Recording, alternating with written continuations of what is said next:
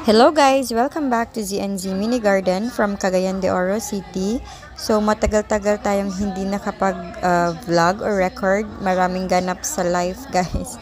Giniba na yung main house na fence namin and also yung balcony, which is yun sana yung mga naka-rain or shine na area natin. Pero anyway, meron akong konting update dito sa greenhouse. So, especially ito si ating lavender scallops or kalanchoe. Ayan guys, yan yung stress na kulay niya. So, ito sila guys. Ang iba dito is pinugot ko lang tapos itinanim kaya naparami ko sila. Yan guys, so ganda-ganda ako sa kulay niya kapag super stress. Nagpipink na parang may mix na yellowish na kulay. And madali lang tong patubuin guys.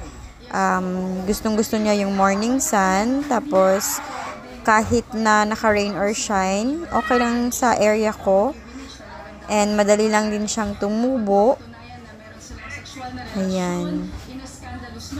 Kailangan mo lang siyang palaging ginugupitan or tinitrim kasi may mga roots na parang lumalabas sa top portion ng kanyang stem.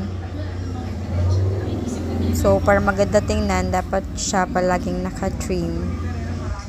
Ayan guys. Yung soil ko pala is garden soil mixed with rice hull. Wala akong mga pamis na ginagamit. And then once a week lang nagdidilig. So ayan guys, oh. Diyan sila sa pinakataas ng ating vertical garden. Para sila yung sasalo ng water. And then ito sa front na vertical garden, pinutulan ko or tinrim ko si ating Adolphi. Yan, kasi super stress na ang kulay niya. Medyo nag-golden na siya. And then, kinuha ko yung mga top portion niya. Tapos, inilagay ko dito sa ating circular na pot. Para meron na naman tayong additional na parang bouquet na collection guys. Si Adolphi mabait lang sa lowland. So, for beginners, pwedeng-pwede ito. Matakaw sa tubig. Pero kung gusto mong magka-stress, wag mo siya palaging diligan. Tapos, love na love niya yung sunlight guys. Kapag kasi palaging dinidilig, green lang siya pero chubby yung dahon. Kapag stress naman, slimmer yung leaves pero makulay. Ayan. And then, ito, update sa ating Tito Buns. So, nagpropa ako.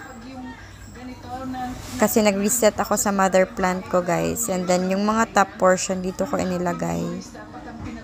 Ayoko kasi parang yung nagtitrail. Parang gusto ko yung clumping or lush tignan. Kaya kapag mahaba na yung stem, ginugupitan ko, guys. Yan lang. Bye-bye.